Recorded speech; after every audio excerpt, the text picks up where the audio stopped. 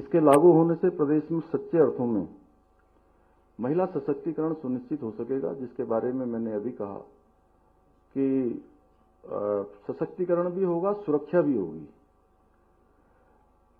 इसके द्वारा जो कुछ कुरीतियां हैं, अब हलाला, इद्दत, बहुविवाह, बाल विवाह, 3 तलाक आदि जो कुप्रथाएं हैं, उन पर पूरी तरह से रोक लगाई जा सकेगी। हमारे मीडिया के मित्र, मुझे बीच में मैं दिल्ली के चुनाव में था तो वहां मुझसे मिलने आए थे, तो कुछ लोगों ने मुझसे प्रश्न किया था ऑन कैमरा कि आपने इसमें से जनजातियों को अलग कर दिया है, तो ये समान नागरिक संहिता कैसे है। अब मैं थोड़ा टेक्निकल भी हो गया आप लोगों के साथ, बहुत ज्यादा नहीं, लेकिन फिर भी क्योंकि आप लोगों को तो लिखना पढ़ना होता है और सब बनाना होता है, वो फेस तो हम ही लोगों को करना होता है, जवाब हमको ही देना होता है।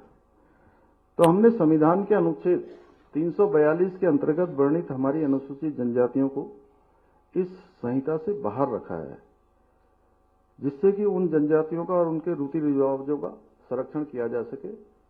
और वैसे हमारी ड्राफ्ट कमेटी जब उनके पास गई थी तो उन्होंने कहा था उस समय कि हमारी जो पहले इस प्रकार की जो भी बातें थी, अब हम उस तरह से नहीं है मतलब, लेकिन फिर भी अगर हमको कुछ समय दे दिया जाए तो भारत के संविधान में जो विशेष उनको प्रिविलेज मिला हुआ है, उसी के अनुरूप ये ड्राफ्ट बनाते समय ड्राफ्ट कमेटी ने उसका ड्राफ्ट में उन सभी प्रावधानों को किया है।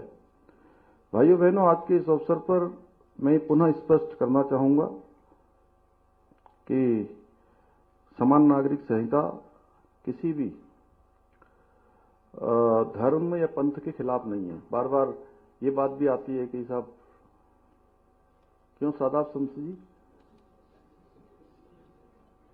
बार बार ये बात आती है कि जो है ये किसी को टारगेट किया जा रहा है। ये किसी को टारगेट करने जैसी कोई बात नहीं है। ये समाज की जो कुप्रथाएं हैं उनको मिटाकर सभी नागरिकों को समानता से समरसता स्थापित करने का एक कानूनी प्रयास है। और इस कानून के माध्यम से किसी भी धर्म की मूल मान्यताओं और प्रथाओं को नहीं बदला गया है, केवल कुप्रथाओं को दूर किया गया है।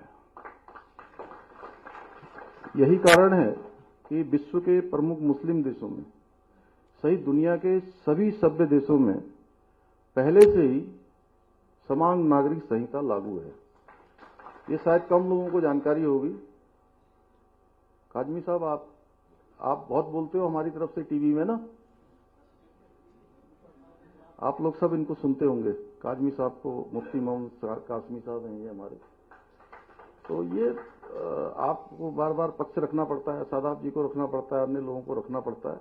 तो ये पूरे मुस्लिम देशों सहित दुनिया के अधिकांश देशों में ये संहिता लागू है। इस कानून द्वारा सभी धर्मों के लोगों के लिए विवाह और विवाह विच्छेद तो समझ गए ना, उसको डिफाइन तो नहीं करना है कोई आप लोगों को, भैया बाद में मत कहना, क्योंकि अभी अलग अलग से वो मैं नहीं बता पाऊंगा। मैं इसलिए ऐसे बोल रहा हूं कि आप लोग अपनी वो उसमें रख लीजिए, सब लोग मीडिया में।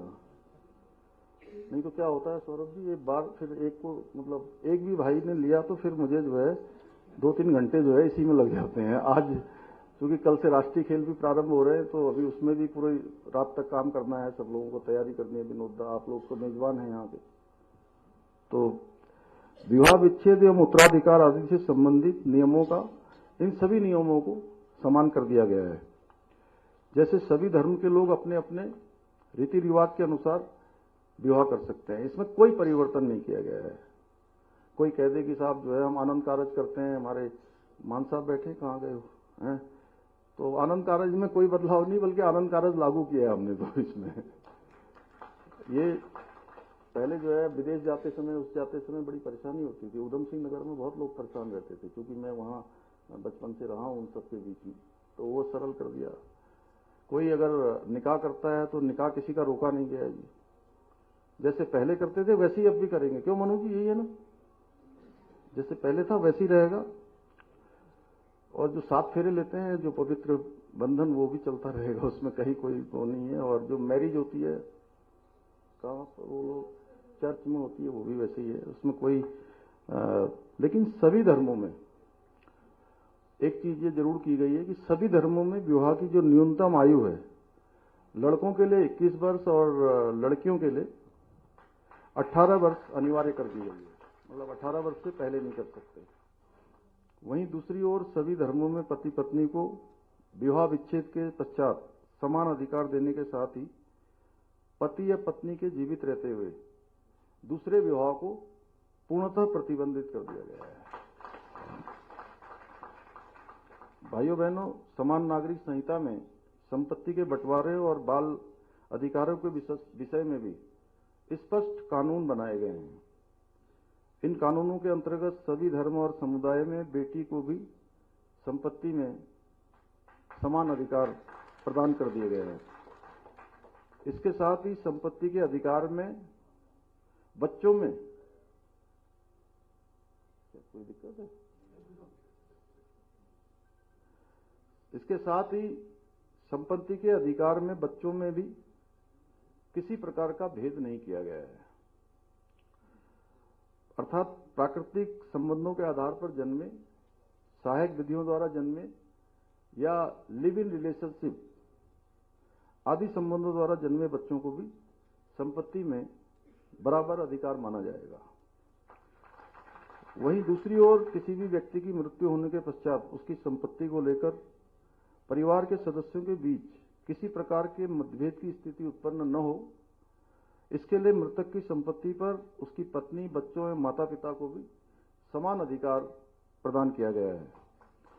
भाइयों बहनों, वर्तमान समय को देखते हुए युवक और युवतियों की सुरक्षा सुनिश्चित करने एवं युवाओं को सामाजिक समस्याओं से बचाने के उद्देश्य से इस कानून में लिव इन रिलेशनशिप के लिए पंजीकरण अनिवार्य किया गया है। पंजीकरण कराने वाले युगल की सूचना रजिस्ट्रार उनके माता पिता या अभिभावक को देगा। ये जानकारी पूर्णतः गोपनीय रखी जाएगी। इसके साथ ही लिव इन के दौरान जन्मे बच्चों को भी उस युगल का बच्चा ही माना जाएगा और उस बच्चे को जैविक संतान के समान समस्त अधिकार प्राप्त होंगे। इसके साथ ही इस कानून के माध्यम से जन्म एवं मृत्यु के पंजीकरण की भांति विवाह और विवाह विच्छेद दोनों का पंजीकरण भी किया जा सकेगा।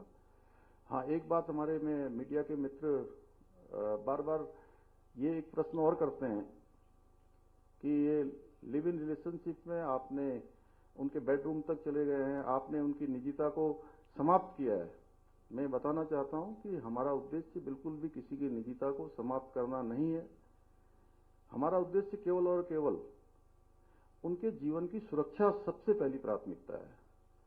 क्योंकि जब लिव इन रिलेशनशिप में जब वो रहते हैं तो बहुत आपस में उनका अच्छा संबंध होता है, लेकिन साथ में रहते हुए कई बार संबंध खराब हो जाते हैं और संबंध खराब होने के बाद मारपीट होती है, हिंसक घटनाएं होती हैं और बहुत बार इसमें हत्याएं भी हुई हैं। आप सबको दिल्ली का एक 2022 का एक केस हुआ था, श्रद्धा वालकर और आफ्ताब, जिसमें 300 लीटर के फ्रिज में श्रद्धा वालकर को काट के उसको डाल दिया गया था। इसलिए हमारा यह भी उद्देश्य है कि अब कोई भी श्रद्धा वालकर जैसी किसी भी बेटी के साथ, किसी भी बहन के साथ कोई आफ्ताब इस प्रकार की हैवानियत न कर सके। इसलिए हमने ये सब प्रावधान किए हैं। और हमारी सरकार के सरलीकरण के मंत्र के अनुरूप ये पंजीकरण एक वेब पोर्टल के माध्यम से भी अब आगे किया जा सकेगा। हमने समान नागरिक संहिता लागू करने के साथ ही इसके क्रियान्वयन हेतु एक प्रभावी एवं स्पष्ट नियमावली को भी लागू किया है और इस नियमावली के माध्यम से ये सुनिश्चित करने का प्रयास किया गया है कि किसी भी नागरिक को अपना रजिस्ट्रेशन करवाने में कोई समस्या ना आए। भाइयों बहनों, मुझे इस बात का भी आज गर्व है कि जनसंघ के समय से, देश की आजादी के बाद से ही हमारी पार्टी ने जितने भी वैचारिक संकल्प रखे थे देश के समक्ष, वो चाहे कश्मीर से धारा 370 समाप्त करना हो, 3 तलाक समाप्त करना हो, सीएए का कानून लागू करना हो, या भगवान राम की जन्मभूमि अयोध्या में भव्य और दिव्य मंदिर बनवाना हो। आदरणीय प्रधानमंत्री श्री नरेंद्र मोदी जी के नेतृत्व में हम उन सभी संकल्पों को पूर्ण करने में सफल हुए हैं और केवल एक समान नागरिक संहिता का संकल्प बचा था, जिसे आज हमने उत्तराखंड में लागू करके इस संकल्प को पूर्ण करने की दिशा में भी अपने कदम बढ़ा दिए हैं। मैं आज के इस अवसर पर यह भी घोषणा करना चाहता हूं कि उत्तराखंड में अब 27 जनवरी का दिन समान नागरिक संहिता दिवस के रूप में मनाया जाएगा। भाइयों बहनों, जिस प्रकार से पतित पावनी मां गंगा देवभूमि उत्तराखंड से निकलकर पूरे देश भारत को अपने पवित्र जल से अभिषेचित करती है, जल और जीवन देने का काम करती है, उसी प्रकार से ये उत्तराखंड से निकलने वाली समान नागरिक संहिता की गंगा भी, ये समरस धारा देश के सभी देशवासियों को निकट भविष्य में आगे बढ़ने के लिए प्रेरित करेगी, सभी को लाभ देगी।